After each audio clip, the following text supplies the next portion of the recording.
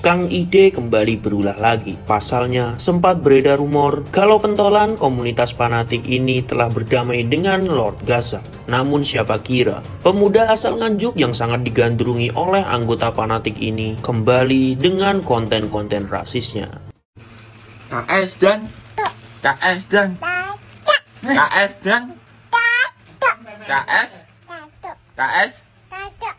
Tak ingin terjadi pergerakan massa dari IKSPI, tim Sus Macan Agung pun melakukan pergerakan lebih awal mengantisipasi hal tersebut. Dan tak tanggung-tanggung, dia pun langsung dijemput di kediamannya.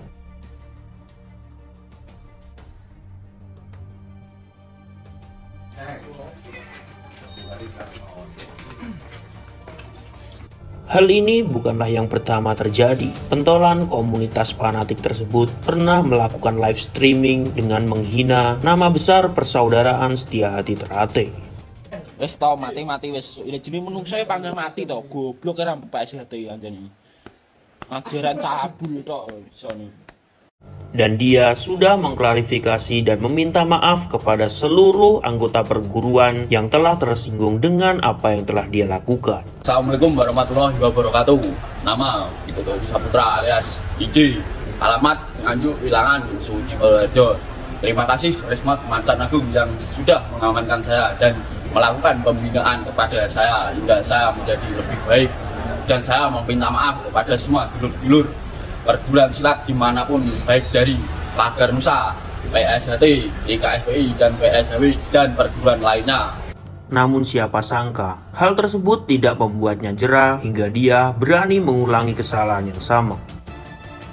KS dan KS dan KS dan KS KS.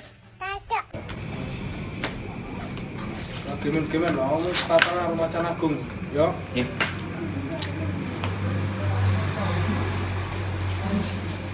Selamat ya perkara mungkin ini kayak ayo terus.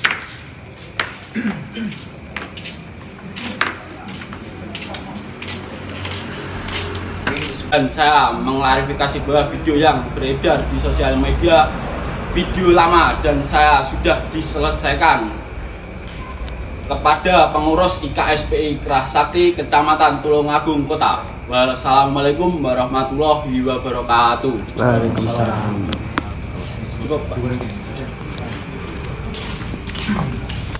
Namun apa boleh buat, klarifikasi dan permintaan maaf tersebut sesungguhnya tidak menenangkan semua pihak. Karena di hadapan pasukan khusus Macan Agung, dia masih bisa peringas-peringis.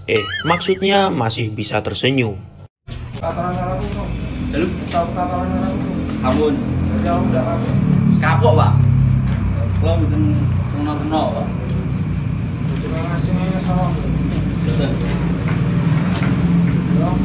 Semoga menjadi pembelajaran buat kita semua bahwa tindakan menghina perguruan lain itu bisa memancing amarah dari warga dan anggotanya. Apalagi situasi dan kondisi di Jawa Timur yang para anggota perguruan pasti sangatlah fanatik, sehingga siapapun yang berani menghina perguruan mereka pasti bisa menjadi pemicu permasalahan besar.